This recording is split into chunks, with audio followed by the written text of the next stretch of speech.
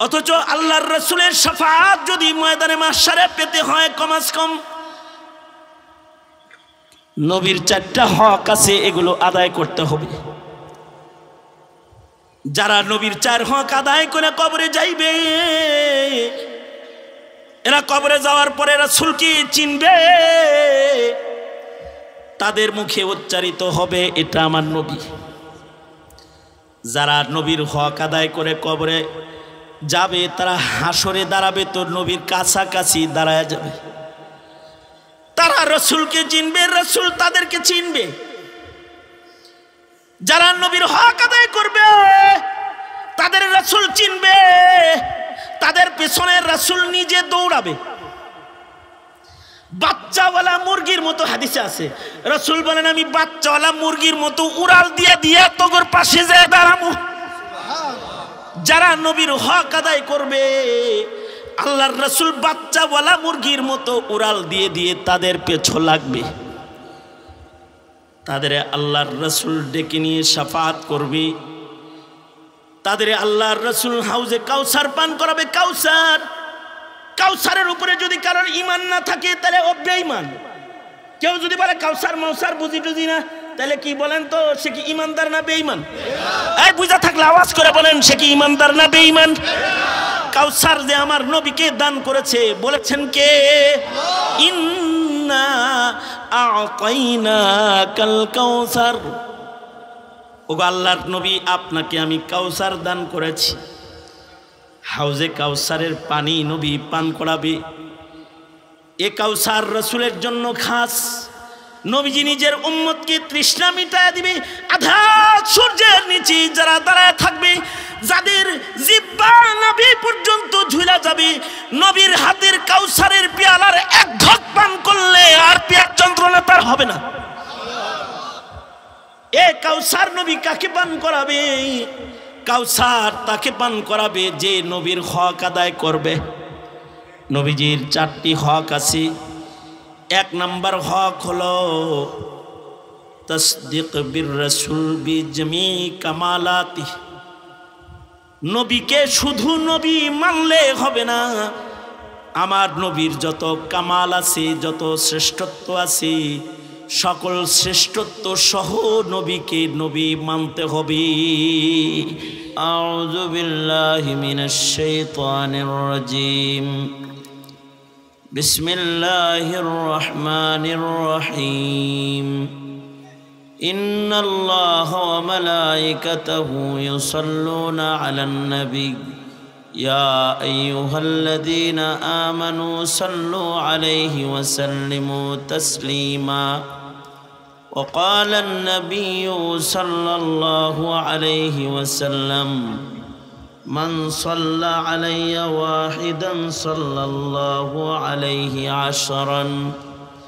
وقال النبي صلى الله عليه وسلم من أحب سنتي فقد أحبني ومن أحبني كان معي في الجنة أو كما قال عليه الصلاة والسلام.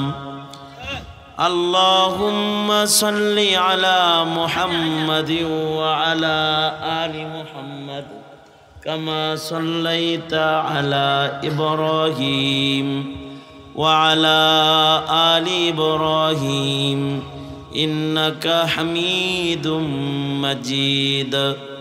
اللهم بارك على محمد وعلى آل محمد كما باركت على إبراهيم وعلى آل إبراهيم إنك حميد مجيد. বিটগড় হযরত আয়েশা সিদ্দিকা রাদিয়াল্লাহু আনহা মহিলা মাদ্রাসার উদ্যোগে আয়োজিত মহতি প্রথম বার্ষিক ওয়াজ মাহফিল মোহতারাম সভাপতি, উপস্থিত হাজরাত, বুজুর্গ, উলামায়ে কেরাম, সম্মুখবাণী সমবেত দিন প্রিয়, ইসলাম প্রিয়, দিনদার ইমানদার মুমিন মুসলমান ভাইরা,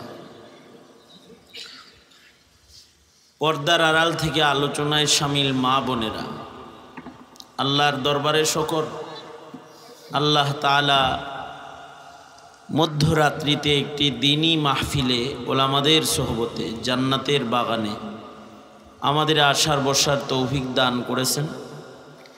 কালিমাতুশ শকর পড়ি, শুকরিয়া আদায় করি, মোহাব্বতের সাথে সকলে মিলে বলি আলহামদুলিল্লাহ। বিকাল থেকে ওলামা হজরতগণ বহুতই গুরুত্বপূর্ণ নসিহাত আপনাদেরকে করেছেন। আমি বরকতের নিয়তে আয়াত হাদিস আপনাদের সামনে পেশ করেছি।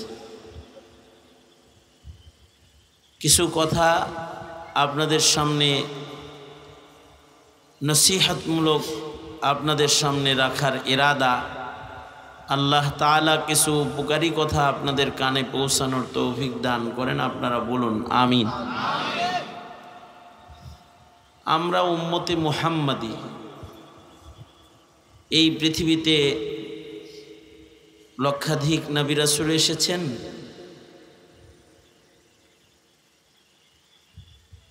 এক বর্ণনা মতে 1,24,000 কমপক্ষে পয়গম্বর পৃথিবীতে আগমন করেছেন। তার মানে 1,24,000 অথবা তার চেয়ে অধিক পয়গম্বর দুনিয়াতে আসছেন। 1,24,000 উম্মত দুনিয়াতে আসছে। যত উম্মত আসছে, যত নবী আসছে, যত উম্মত দুনিয়াতে আসছে, এই সব উম্মতের ভেতরে শ্রেষ্ঠ উম্মত হইলাম আমরা। কুনতুম খায়রা উম্মাতিন, আল্লাহ তাআলা বলেন তোমরা শ্রেষ্ঠ উম্মত, সবচেয়ে ভালো উম্মত। নবীজি বলেন আমি সবচেয়ে উত্তম পয়গম্বর আর তোমরা সবচেয়ে উত্তম উম্মত। আনতুম খায়রুল উমাম, আল্লাহর রাসূল বলেন যত উম্মত আসছে এর ভিতরে তোমরা শ্রেষ্ঠ। সাহাবীদেরকে বলে গেছেন যে আমার উম্মত সবচেয়ে শ্রেষ্ঠ উম্মত।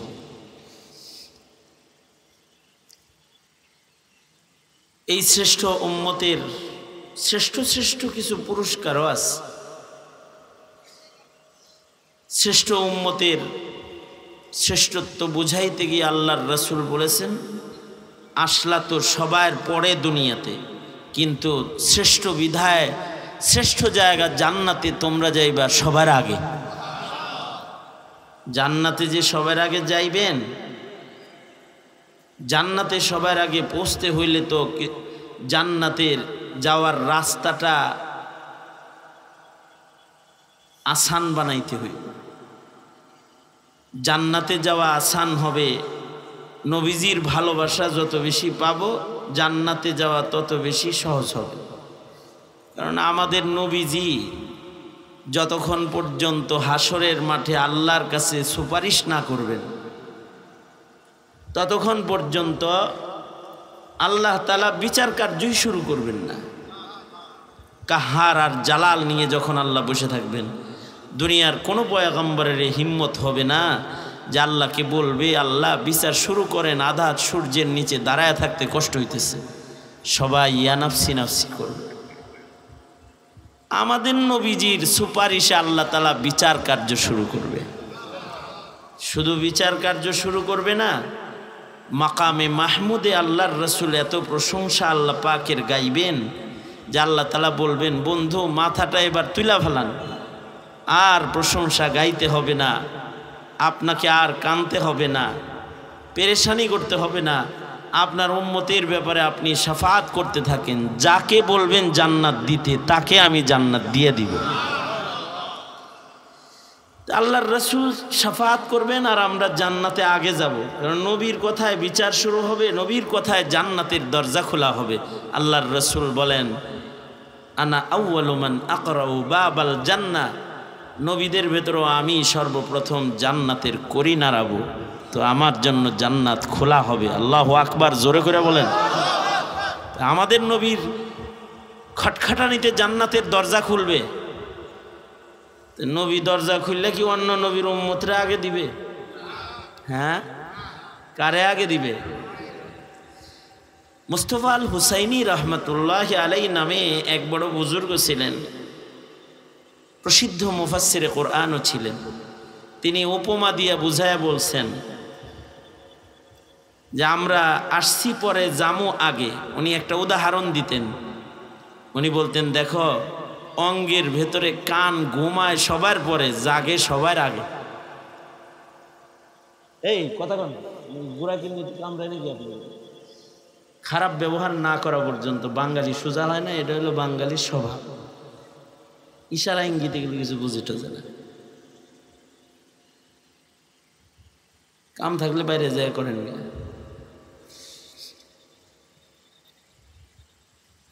আল্লাহর রাসূল সাল্লাল্লাহু আলাইহি ওয়াসাল্লাম, নবী আলাইহিস সালাতু ওয়াস সালাম, নবীজি শাফাত করলে জান্নাতে যাওয়া সহজ হবে। সবার আগে জান্নাতে যাওয়া যাবে। আসছি পরে, কিন্তু জান্নাতে আগে যাওয়া যাইব। এটা উদাহরণটা বুঝাইতে যায় মুস্তফা আল হুসাইনি রহমতুল্লাহ আলাইহি বলতেন, দেখো অঙ্গের ভেতরে কান ঘুমায় সবার পরে, কিন্তু কান জাগে সবার আগে। মানুষ যখন ঘুমায় সবার আগে যে অঙ্গটা ঘুমায় তার নাম হলো চোখ। সবার আগে চোখ ঘুমায়। এজন্যে চক্ষুকে ঘুম পাড়ানোর জন্য বাতি বন্ধ করে। চোখের ব্যস্ততা কমা, বাতি বুতি বন্ধ কর। যদি দিনের বেলায় কেউ ঘুমাইতে চায় তাহলে চোখের ভেতরে কাপড় দিয়া রাখে। এই যে কালো ইয়া মার্কেটে পাওয়া যায়, চোখে দিয়া থাকে। জেলখানার ভেতরে 24 ঘন্টা আলো থাকে, অন্ধকার নাই। আমি জেল থেকে আসার পরে দীর্ঘদিন বাতি জ্বালায় ঘুমাইছি, কারণ জেলখানায় রাতের বেলায়ও বড় লাইট চোখের উপরে জ্বলতে থাকে। সবারই, ইয়াকুব উসমানীরও একই দশা হয়েছে। যেই জেলে যায় তার দশা এই হয়, বাতি বন্ধ করতে দেয় না, রাতের বেলায়ও বাতি জ্বালায় রাখে ছেলের। তো তখন ঘুমাইতে হইলে, চোখরে আগে ঘুম পাড়াইতে হইলে কি করতাম, একটা গামছা রুমাল দিয়ে আগে চোখ এটারে আগে ঘুম পাড়াইতাম। চোখ না ঘুমাইলে তো কাম হবো না, অন্যগুলার ঘুম স্টার্ট হইব না। এ কারণে মানুষের চোখ যখন ঘুমায় ধীরে ধীরে সব অঙ্গ ঘুমায়। কিছু মানুষ দেখবেন ঘুমাইতেও থাকে আবার বাতাসও লইতে থাকে, মানে চোখ ঘুমাইছে কিন্তু হাত ঘুমায় নাই এখনো।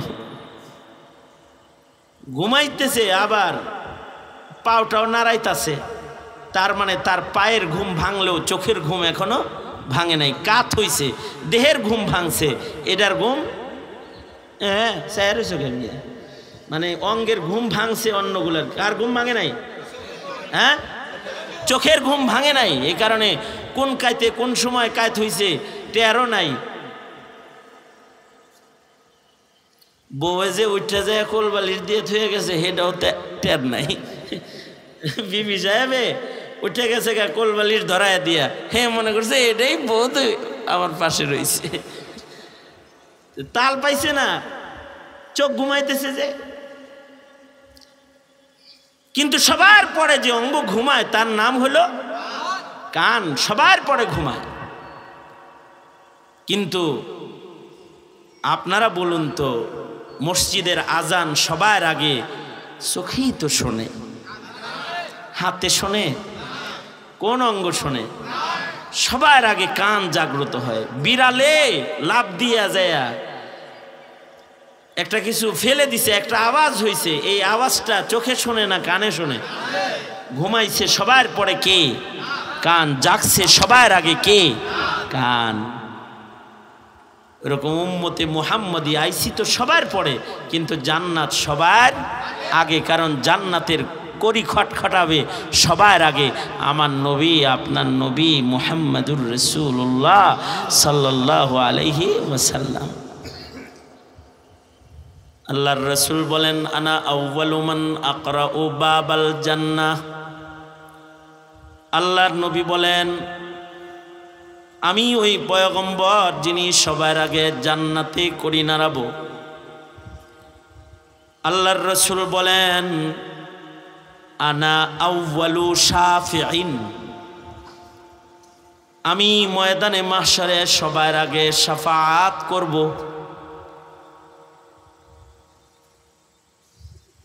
কি ফায়দাটা কি? হ্যাঁ, কি করবেন? খবর দিবেন? চলে হ্যাঁ, আমি তো আপনি যতক্ষণ খাড়াই থাকবেন ততক্ষণ আমার ওয়াজটা সব বন্ধ।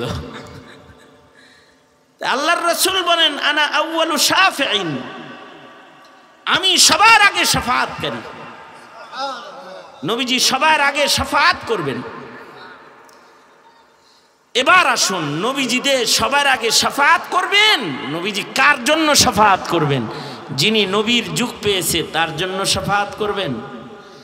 যিনি নবীর কাছাকাছি যুগে জন্ম নিয়েছে তার জন্য শাফাআত করবেন?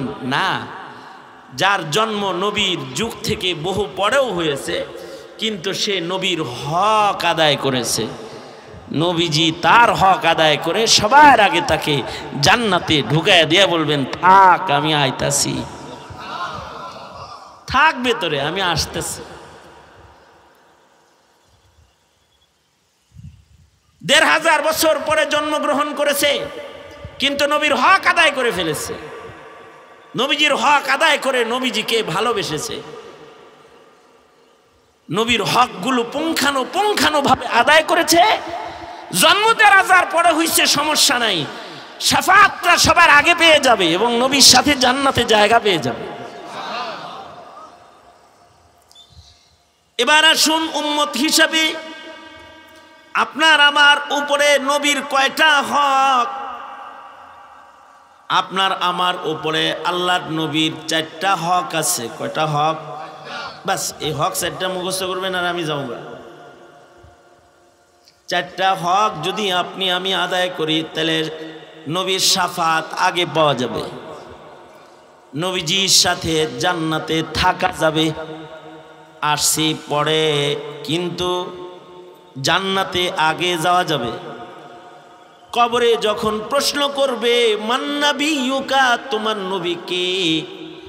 হক আদায় করলে মুখে উচ্চারিত হবে, আমার নবী মুহাম্মাদুর রাসূলুল্লাহ সাল্লাল্লাহু আলাইহি ওয়াসাল্লাম।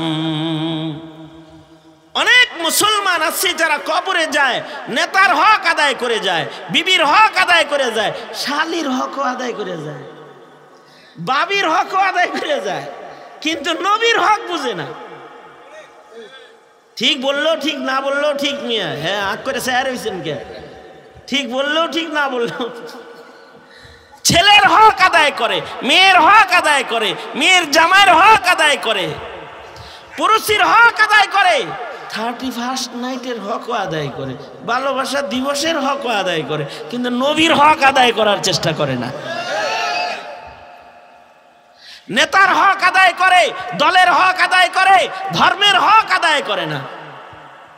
নবীর হক আদায় করে না, দলের হক আদায় করে, ধর্মের হক আদায় করে না। আছে না? নাই বলেন না কেন? আছে না? সবার হক আদায় করে, আল্লাহর হক আদায় করে না। তারে যে বানাইছে তার হকই আদায় করে না। আল্লাহর হক নেই। কবরে প্রশ্ন করা হবে 3টা। 1 নম্বর প্রশ্ন, তোমার রব কে? মান রব্বুকা। যদি কবরের মাইয়িতটা আল্লাহর হক আদায়কারী মাইয়িত হয়, তাহলে সে বলবে রব্বি আল্লাহ, আমার রব আল্লাহ। আল্লাহু আকবার বলেন। প্রশ্ন হবে মা দিনুকা, তোমার ধর্ম কি? ধর্মের হক নেই, ধর্মের হক নেই। ধর্মের হক আছে, দলের যদি হক থাকে ধর্মের হক নেই। কবরে যে গেলা বিসমিল্লাহি ওয়া আলা মিল্লাতি রাসূলিল্লাহ, নবীর ধর্মের স্লোগানটা লইয়া ইসলামের পতাকার নিচে যায় যে শুইলা, জীবনে হক আদায় করছিলা ইসলামের? যদি হক আদায় না করো কবরে যে ডান্ডা খায়া ঠান্ডা হয়ে যাইবা, কিন্তু মগর মুখ দিয়ে বের হবে না দ্বীনি ইসলাম, এটা মুখ দিয়ে বের হবে না। শেষ যে সুয়াল প্রশ্নটি কবরে হবে সেটা হলো মান নবিয়ুকা ওয়া মান হাযার রাজুল, নবীজিকে দেখা বলা হবে ইনি কে বলো। যদি উত্তর দিতে পারে তাহলে কবর হবে বাগান, আর যদি উত্তরগুলো না দিতে পারে তাহলে কবর হবে আগুন। কবর কি হবে? জোরে আওয়াজ করে বলেন কি হবে কবর? কারোর জন্য বাগান, কারোর জন্য আগুন। হুফরাতুম মিন হুফারিন নার, আবার কারোর জন্য রাউজাতুম মিন রিয়াজিল জান্নাহ, কারোর জন্য বাগান, কারোর জন্য আগুন। মুমিন হিসাবে যে কবরে যাইতাছো, বাগানে যাইতেছো নাকি আগুনে যাইতেছো, চিন্তা করো মাঝে মধ্যে চোখ বন্ধ করে। প্রশ্নের উত্তরগুলা তোমার হবে তো, চিন্তা করো মাঝে মধ্যে। চিন্তা করবা কিভাবে? চিন্তা আসার মতো শিক্ষাই তো তোমাদেরকে দেয়া হয় না। তোমার যে এই চিন্তা আইব, এই চিন্তার শিক্ষাটা তোমাকে দেয়া হয় না। তুমি ধর্ম চিনোই না, তুমি নবীর হক আদায় করবা কি, নবী চিনোই না তুমি। একটি দৃষ্টান্ত দিয়ে আমি আমার কথা শুরু করি, শেষ করতে বেশি টাইম লাগবে না, অল্প সময়। দৃষ্টান্তটা শুধু আপনাদের বোঝার জন্য ঘটনাটা আপনাদেরকে শোনাইতেছি। আমার এক বন্ধু, এক মুফতি সাহেব কিছুদিন আগে একটা জানাজার নামাজের ইমামতি করেছেন, উনি জানাজা পড়াইছেন। উনি যেই মাইয়িতের জানাজা পড়াইতেছেন, এই মাইয়িতের ছেলে থাকে জার্মান। বাবার জানাজা দাফনে শামিল হওয়ার জন্য সন্তান জার্মান থেকে বাংলাদেশে আসছে, ফ্রিজে রাখছিল লাশ। ছেলে আইসে পরে জানাজা হইছে, তারপরে দাফন হইছে। অথচ মাইয়িত বলে মৃত্যুর পরে আজিলুনি। কে জানাজা পড়লো না পড়লো চিন্তা করার দরকার নেই। আরে আমার তাড়াতাড়ি আমার রবের কাছে দাও, রবের কাছে দাও। নেককার যদি হয় সে তাড়াতাড়ি কবরে যেতে চায়, তার মানে তারে আটকায় রাখলে আল্লাহ থেকে তাকে দূরে রাখা হইল। নবীর জন্য অপেক্ষা করা হইতো না। আর এখন বিড়ি খাওয়া খোর, মদ খোর বলার লেগে বাবের লাশটা আটকায় থুয়ে দেয়, গাঞ্জা খোর বলার লেগে আটকায় থুয়ে দিছে, জেনাকার ছেলের জন্য আটকে।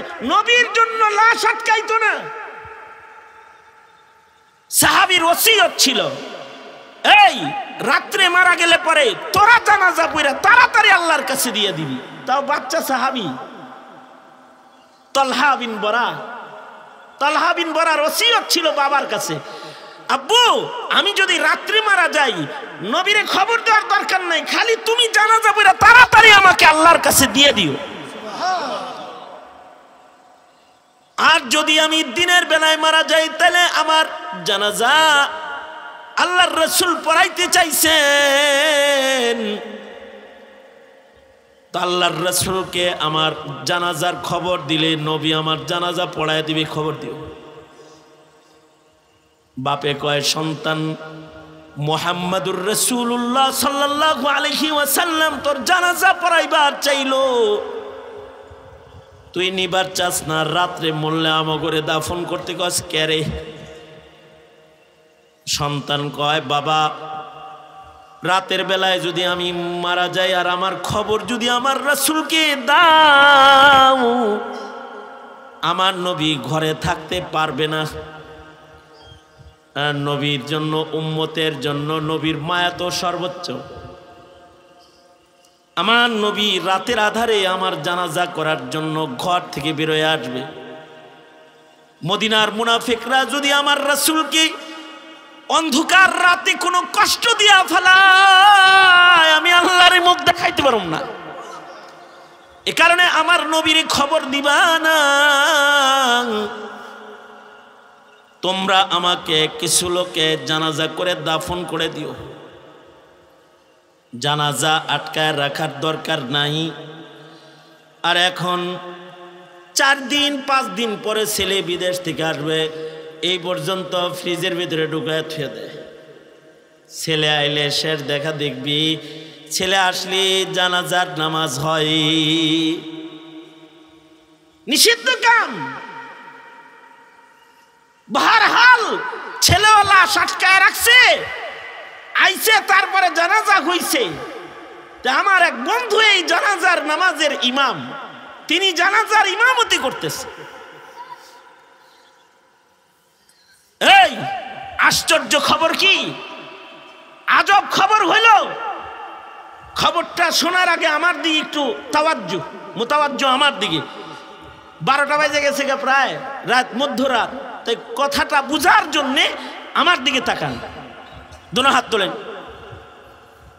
এই এই এই তুই আমার দিকে তাকা, কারে ডাকস তুই? দুনো হাত তোল, হ্যাঁ, নাড়াচাড়া দেন, জবান খুলে বলুন আল্লাহু আকবার, আরো জোরে বলুন আল্লাহু আকবার, হাত নামান।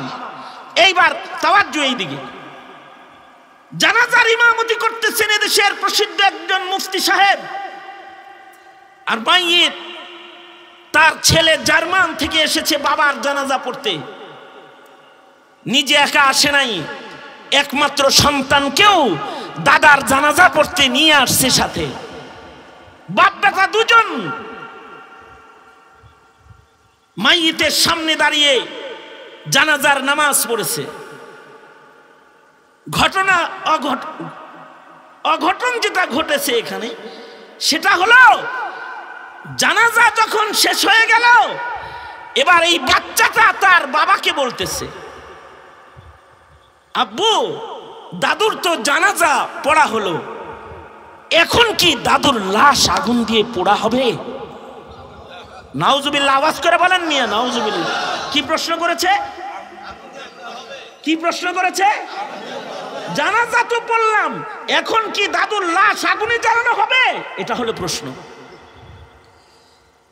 এই কথা শোনার সাথে সাথে বাবা সন্তানের মুখে হাত দিয়ে চাইপা ধরছে। মুফতি সাহেব বলেন, আমি এই সন্তানটাকে কাছে এনে বুকে লয়ে বললাম, বাবা শোনো, আমরা জাতিগতভাবে উম্মত মুসলমান, আমাদের মৃত্যুর পরে আমাদের আগুনে দেয় না, আমাদের জায়গা জান্নাতের বাগানে। কোন মুসলিম যদি মারা যায়, তাকে জীবনের শেষ গোসলটা সুন্দর করে তার আপনজনরা দিয়ে দেয়, নতুন কাফন পরায়, তাকে আতর গোলাপ দিয়ে সাজায়, আল্লাহর দিদারের উপযুক্ত বানায়, কর্পূর লাগায়া সুন্দর করে তাকে জান্নাতের বিছনার ভেতরে শোয়া দেয়া হয়। জান্নাতীদের গুরুস্থানে এসে ঘুমায়, ময়দানে মাশারে মুমিনদের জামাতের সাথে এসে আল্লাহর আদালতে দাঁড়াবে। মুফতি সাহেব বলে, আফসোস হলো সন্তানটা মুসলমান মরার পরে যে তার জানাজা আছে তাও জানে না, তার যে দাফন আছে, কবর আছে তাও জানে না। কবর আছে এইটাই যে সন্তান জানে না, এই সন্তান কবরের প্রশ্ন আসে এটা জানবে কেমনে? অথবা কবর থেকে আল্লাহর আদালতে দাঁড়াইতে হবে এটা জানবো কেমনে? আমাদের দিনদারির মূর্খতার জ্বর এত গভীর পর্যন্ত চলে গেছে যে আমাদের সন্তানরা তো মরার পরে যে জ্বালানো হয় না, মুসলমানের মৃত্যুর পরে আগুন নয় ঠিকানা, মুমিনের মুসলমানের মৃত্যুর পরে ঠিকানা হলো তার জান্নাত। এই কথাটা পর্যন্ত মুসলিম নব প্রজন্ম এখন জানে না, এইটাও জানে না। এখন দুঃখ রাখার জায়গা নাই। যে এটা জানে না সে কিভাবে জানবে নবীর শাফাআত কেমনে পাওয়া যায়? যে এইটুকুন জানে না সে কিভাবে জানবে কোরআনের শাফাআত কেমনে পাওয়া যায়? সে কিভাবে জানবে পুলসিরাত কেমনে পার হওয়া যায়? সে কিভাবে জানবে আরশে আজিমের ছায়ার নিচে কেমনে দাঁড়ানো যায়? সে কেমনে জানবে নবীর কাউসার কিভাবে পান করা যায়? কিভাবে জানবে সে? প্রশ্নই আসে না তার জানার। সন্তানকে কম্পিউটার চালানো শিখাইছি আমরা, স্ক্রিন টাচ মোবাইল ব্যবহার শিক্ষা দিলাম, দুনিয়ার কত কিছু চিনাইলাম, কিন্তু ধর্ম চিনাইলাম না, আর নবী চিনাইলাম না, নবী চিনাইতে পারলাম না। জবাব দিতে হবে পিতার গোষ্ঠী হাসরের ময়দানে, জবাব দিতে হবে। মৌলবীরা যখন চিল্লাইছে মিটমিটে হাসছো, কবরে যাও, একটা বাড়ি তোমার বাইরে পড়বে না। কবরে যাও খালি নিজের সন্তানকে তো ধর্মও চিনাও নাই, রাসূলও চিনাও নাই, আল্লাহও চিনাও নাই, কোরআনও চিনাও নাই, কবরও চিনাও নাই। এই তো দশা। দুঃখজনক বিষয় হলো, বুঝে থাকলে আপনারা তো বুঝেই গেছেন, তারপরেও আরো বিশ্লেষণ করে বুঝে দেই আর কি। সেটা হলো, ছেলেটা যে বাপেরে বলল যে দাদুর লাশ কি আগুনে জ্বালানো হবে, এই শিক্ষাটা বাপই ছেলেরে দিয়েছে। কিভাবে? হিন্দি ফিল্ম নিজের ঘরে চালাইতে চালাইতে মরার পরে যে মানুষ জ্বালায় এটা শিখাইছে, কিন্তু ধর্মের কথা এতটুকুন শিখায় নাই যে মরার পরে কাফন আছে, আল্লাহু আকবার ধ্বনির জানাজা আছে, দাফন আছে, তার আল্লাহর আদালতে দাঁড়ানি আছে, এগুলো শিক্ষা দেয় নাই। ফিল্ম দেখায়া তাকে লাশ জ্বালানোর তালিম ঠিকই দিয়ে দিয়েছে। পাঠ্য বইয়ে এখন দেবদেবী প্রবেশ করেছে, মুসলমানের পাঠ্য বইয়ে দেবদেবী প্রবেশ করেছে, ট্রান্সজেন্ডার প্রবেশ করেছে, মিথ্যা ভুয়া গবেষণা, মানুষ বানরের জাতি, এই মতবাদ প্রবেশ করেছে, ডারউইনের ভ্রান্ত মতবাদ। কিন্তু ঈমানিয়াত, ইসলামিয়াত শিক্ষানীতির থেকে, শিক্ষা সিলেবাস থেকে বাদ দিয়ে দেওয়া হয়েছে। সন্তানটা না নবী চিনে, না ধর্ম চিনে, না হাসর চিনে, না তকদির চিনে, না সুখ দুঃখ চিনে, না বালা মুসিবত আসলে কি করতে হইব তা জানে, কিছুই জানে না। এখন কি হয়, যখন দুঃখ বরদাস্ত করতে পারে না তো সুইসাইড করে, আত্মহত্যার সংখ্যা এখন বৃদ্ধি পেয়েছে। আগে এক সময় শুনেছিলাম 20%, এখন শুনি যে নবপ্রজন্ম তারা নিজেরা ভর বরদাস্ত করতে না পেরে তারা আত্মহত্যা করে প্রায় 55%। আত্মহত্যা করে, গেম খেলতে যে আত্মহত্যা করে ফেলায়। কি শিখাইলাম আমরা আমাদের প্রজন্মকে? মধ্যরাতে কোনো ওয়াজ করার দরকার নাই। যে প্রশ্নগুলো আপনাদের কানে দিয়ে যাচ্ছি, এই প্রশ্নগুলো স্মরণ রাখলে নিজের ছেলে, নিজের নাতি পুতির ভবিষ্যতের চিন্তা ভিতরে আসবে।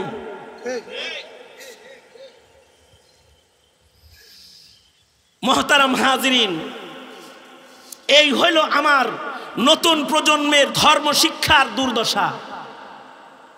আর ইসলামের দুশ্মন, কোরআনের দুশ্মন যারা আছে, আমরা যারা আপনাদের এই গরিবের চান্দা তুলে এতিম গরিব মিসকিন ফকিরদেরকেও আল্লাহ রসুল চিনাই, তাগর গলায় জঙ্গিবাদের মালা পরানোর জন্য নাটক আর সিনেমার অভাব নাই, দেশে অভাব নাই, নাটক সিনেমার অভাব নাই।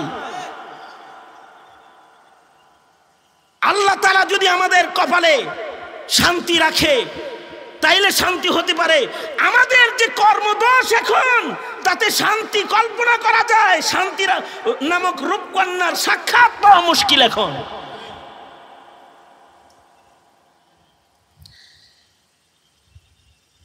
এই হলো দুর্দশা।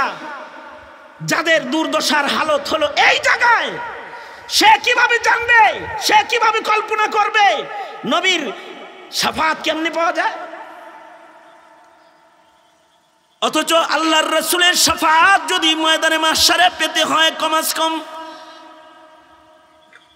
নবীর 4টা হক আছে, এগুলো আদায় করতে হবে। যারা নবীর 4 হক আদায় করে কবরে যাইবে, এরা কবরে যাওয়ার পরে রাসূলকে চিনবে, তাদের মুখে উচ্চারিত হবে, এটা আমার নবী। যারা নবীর হক আদায় করে কবরে যাবে, তারা হাসরে দাঁড়াবে তো নবীর কাছাকাছি দাঁড়ায় যাবে। তারা রাসূলকে চিনবে, রাসূল তাদেরকে চিনবে। যারা নবীর হক আদায় করবে তাদের রাসূল চিনবে, তাদের পেছনে রাসূল নিজে দৌড়াবে। বাচ্চাওয়ালা মুরগির মতো হাদিসে আছে, রাসূল বলেন আমি বাচ্চাওয়ালা মুরগির মতো উড়াল দিয়ে দিয়ে তোর পাশে যায় দাঁড়াবো। যারা নবীর হক আদায় করবে আল্লাহর রাসূল বাচ্চাওয়ালা মুরগির মতো উড়াল দিয়ে দিয়ে তাদের পেছু লাগবে, তাদের আল্লাহর রাসূল ডেকে নিয়ে শাফাত করবে, তাদের আল্লাহর রাসূল হাউজে কাউসার পান করাবে। কাউসার, কাউসারের উপরে যদি কারোর ঈমান না থাকে তাহলে ও বেঈমান। কেউ যদি বলে কাউসার মাউসার বুঝি টুঝি না, তাহলে কি বলেন তো সে কি ঈমানদার না বেঈমান? এই বুঝা থাকলে আওয়াজ করে বলেন সে কি ঈমানদার না বেঈমান? কাউসার যে আমার নবীকে দান করেছে, বলেছেন কে? ইন্না আ'তাইনাকাল কাউসার। ওগো আল্লাহর নবী আপনাকে আমি কাউসার দান করেছি। হাউজে কাউসারের পানি নবী পান করাবে।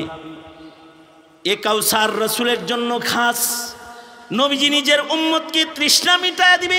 আধা সূর্যের নিচে যারা দাঁড়ায় থাকবে, যাদের জিহ্বা নাভি পর্যন্ত ঝুলা যাবে, নবীর হাতের কাউসারের পেয়ালার এক ঢক পান করলে আর পেট যন্ত্রণা তার হবে না। এ কাউসার নবী কাকে পান করাবে?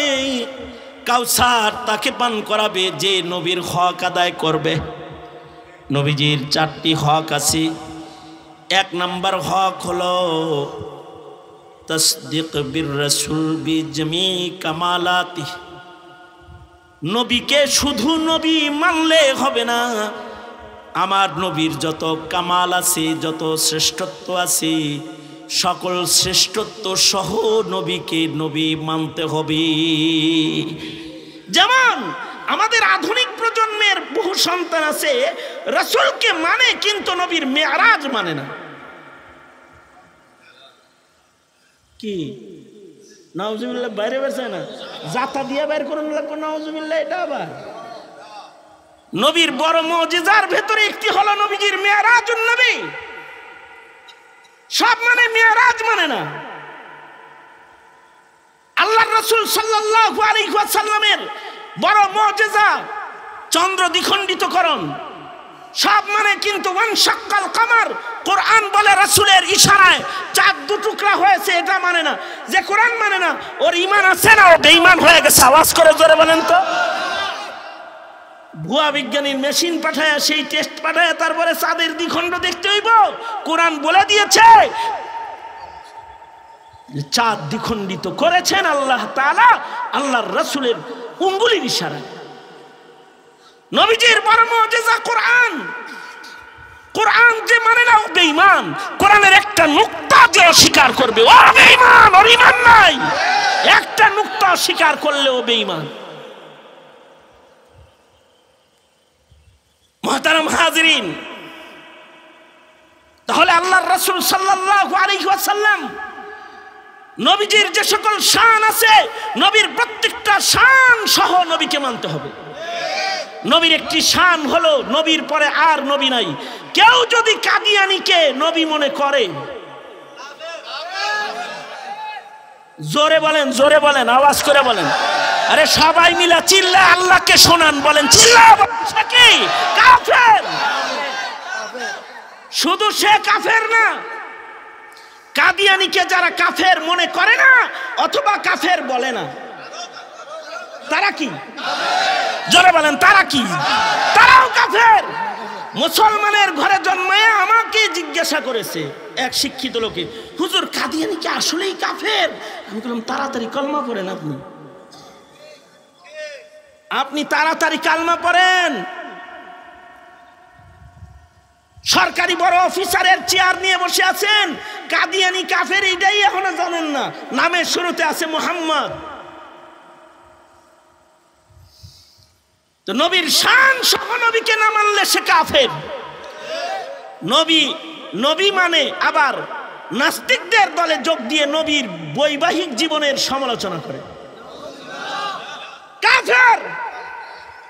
নবীর ইজ্জতের উপরে হামলা করে, কাফের। নবীর ইজ্জতের উপরে হামলা করে ইমানদারের লিস্টে নাম থাকতে পারে না, থাকতে পারে না। এখন আপনার সন্তান কি সাহাবীর দলে না আসাদ নূরের দলে দিলেন? আপনি কোনোদিন বইয়া চিন্তা করছেন যে আমার ছেলেটা কি আসাদ নূরের দলে দিলাম নাকি আবু বকর ওমরের দলে দিলাম?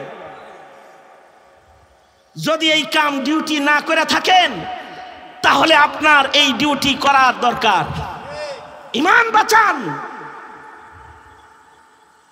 এটা এক নাম্বার হক নবীর। নবীকে নবীর শান মতো নবী হিসাবে মানতে হবে, এক নাম্বার। একটু এদিক সেদিক হইলে বেঈমান। নবীর দুই নাম্বার হক হলো নবীর ইত্তিবা। হার কাজে আল্লাহর নবীর ইত্তিবা করা লাগবে। ইহুদির ইত্তিবা করলে, নাসারার অনুসরণ করলে নবীর অনুসরণ ভাল লাগে না। যারা নবীর অনুকরণ করে তা করে গালি দাও, কে বলেছে তুমি শাফাত পাবে? এত সস্তা জিনিস না। যদি তুমি নবীর ইত্তিবা করো তাহলে রাসূল বলছে আমার লগে জান্নাতে থাকবে। মান আহাব্বা সুন্নতি ফাকাদ আহাব্বানি। নবীজির তিন নাম্বার হক হলো নবীকে ভালোবাসতে হবে। কতটুক ভালোবাসবা? লা ইউমিনু আহাদুকুম হাত্তা আকুনা আহাব্বা ইলাইহি মিন ওয়ালিদিহি ওয়া ওয়ালাদিহি ওয়ান নাসি আজমাইন। নবীর ভালোবাসার পরিমাণ হলো সর্বোচ্চ। একদিকে নবীর ভালোবাসা, আর একদিকে চাকরি। লাথি মারতে হবে চাকরিরে। একদিকে নবীর ভালোবাসা, আর একদিকে রাজনীতি। লাথি মারতে হবে রাজনীতিকে। একদিকে নবীর ভালোবাসা, আর একদিকে পরিবার। ছাড়তে হবে ও পরিবার। একদিকে নবীর ভালোবাসা, আর একদিকে হানজালার মতো নিজের জান ছাইরা দিতে হইব। জানের মায়া, জীবনের মায়া। নবীর ভালোবাসা হবে সর্বোচ্চ।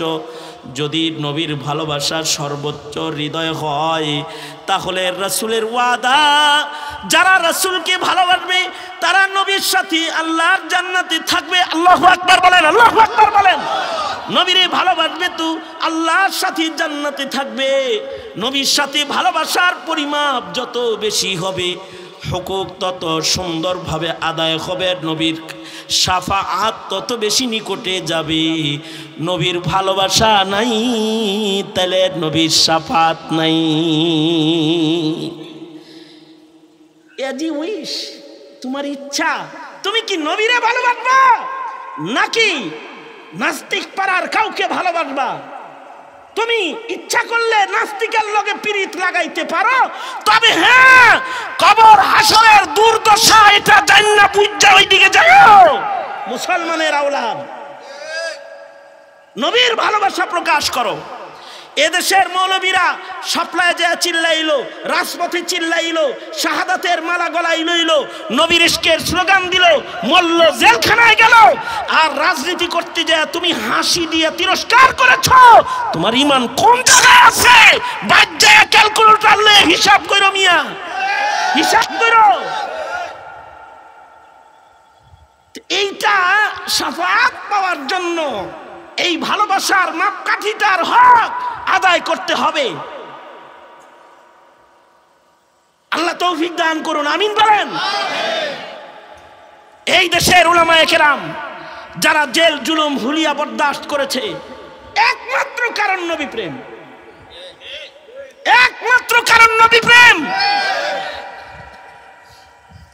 নবীর ইজ্জত রক্ষাই রক্ত দিয়েছে উলামায়ে কেরাম। তুমি মার্কার জন্য রক্ত দিয়েছ, দলের জন্য রক্ত দিয়েছ, আর মুসলমানরা যুগে যুগে নবীর প্রেমে জান দিয়েছে।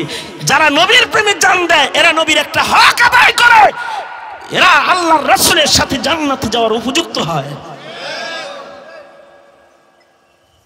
সুতরাং এই জিনিসটা মুসলিম যুবক, মুসলিম কিশোর, মুসলিম তরুণ বুঝো। তুমি নবীকে ভালোবাসবে সর্বোচ্চ, এটা তোমার নবীর হক তোমার কাছে। তাহলে তুমি শাফাআত পাবে, তাহলে তুমি কাউসার পাবে। এটা হলো 3 নাম্বার। শুধু এই এক বিষয়ে আলোচনা করলে 2-4 দিন দরকার।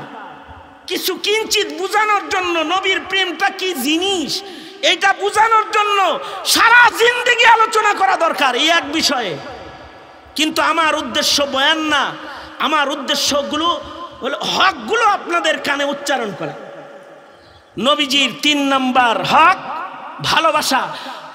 4 নম্বর হক হলো নবীর নামে দরুদ পড়া। নবীর নামে, জোরে বলেন, নবীর নামে দরুদ পড়া। কি জিলাপি আইলে তারপরে পড়া? কথা কন না কেন? কারণ দরুদ পড়ার সাথে সাথে দরুদটা কই চলে যায়? মদিনায় চলে যায়। দরুদ যত বেশি হবে শাফাআত তত নিকটে হবে। এমন কি এক বর্ণনায় আছে, দরুদ পড়ছে যে ময়দানে মাহশারে তাকে দোজখে নিতে চাইলে আল্লাহর রাসূল যে সামনে দাঁড়ায় বলবে, আল্লাহ আমার উম্মত। হাসরের মাঠে আল্লাহ তাআলার কাছ থেকে এই উম্মত ছুটায়া মিজানের পালার কাছে দাঁড় করায়া পকেট থেকে কাগজের টুকরা বাইর করে বলবে, ওই যে দূর এক প্রান্তে, পৃথিবীর প্রান্তে বসে দরুদ পড়ে আমার ভালোবাসা প্রকাশ করেছিলি না রে, ওইটা ফেরত দিলাম। মিজানের পালায় রেখে দিবে, নেকির পালা ওজন হয়ে যাবে, আর হাত করি খুলে নিজের উম্মতকে টেনে নিয়ে জান্নাতের দরজায় ঢুকা দিয়ে আসবে। এখন হিসাব করো গে তুমি কি খালি মিষ্টি আর জিলাপির দরুদ পড়বা, নাকি সর্বক্ষণ দরুদ পড়ে নবীর হক আদায় করে শাফাআত কিনবা? দরুদ তো আল্লাহ নিজে পড়েন, দরুদ ফেরেশতারা পড়েন। ইন্নাল্লাহা ওয়া মালাইকাতাহু ইউসাল্লুনা আলান নবী ইয়া আইয়ুহাল্লাযীনা আমানু সাল্লু আলাইহি ওয়া সাল্লিমু তাসলিমা। আল্লাহ তাআলার নির্দেশ হলো আমি আল্লাহ দরুদ পড়ি, ফেরেশতারা দরুদ পড়ে। হে ঈমানদাররা, তোরা নবীর পরে দরুদ পড়বি। নবীজি দরুদে ইব্রাহিম পড়ে দরুদ পড়া শিখাইছেন, যে এমনি এমনি তোমরা আমার নামে দরুদ পড়বা, আমার নাম শুনলে সাল্লাল্লাহু আলাইহি ওয়াসাল্লাম পড়বা, একবার আমার পরে দরুদ পড়বা তো 10 বার আল্লাহর রহমত পাইবা।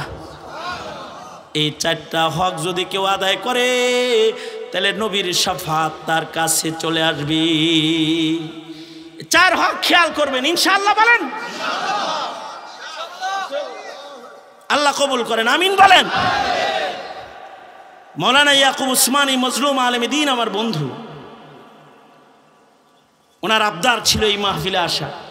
গভীর রাতে আল্লাহর রাসূলের হক বললাম আর ওই জানাজাটা বললাম। সন্তানের অবস্থা যেন ওই জানাজার মতন না হয়। আর হক যা বললাম এই হকগুলো আদায় করে যেন শাফাআত কাছে পায়, এই মেহনত করবেন ইনশাআল্লাহ। বলেন এই মেহনত কেমনে করবেন? যদি পারেন মাদ্রাসায় ভর্তি দিয়ে করেন, তা না পারেন তবলিগে পাঠায়া করেন, তা না পারেন হক্কানি পীর বুজুর্গের কাছে পাঠায়া করেন, কিন্তু মেহনতটা করেন, ঈমান বাঁচবে। আল্লাহ বুঝার তৌফিক দান করেন। সবাই ইস্তিগফার পড়েন, আস্তাগফিরুল্লাহ রাব্বি মিন কুল্লি যামবি ওয়া আতুবু ইলাইহি লা হাওলা ওয়ালা কুওয়াতা ইল্লা বিল্লাহিল আলিয়্যিল আযীম। আর কেউ আছে ইয়াকুব ভাই? হ্যাঁ হুজুর কিছু কইছেন, ওয়াজ করছেন?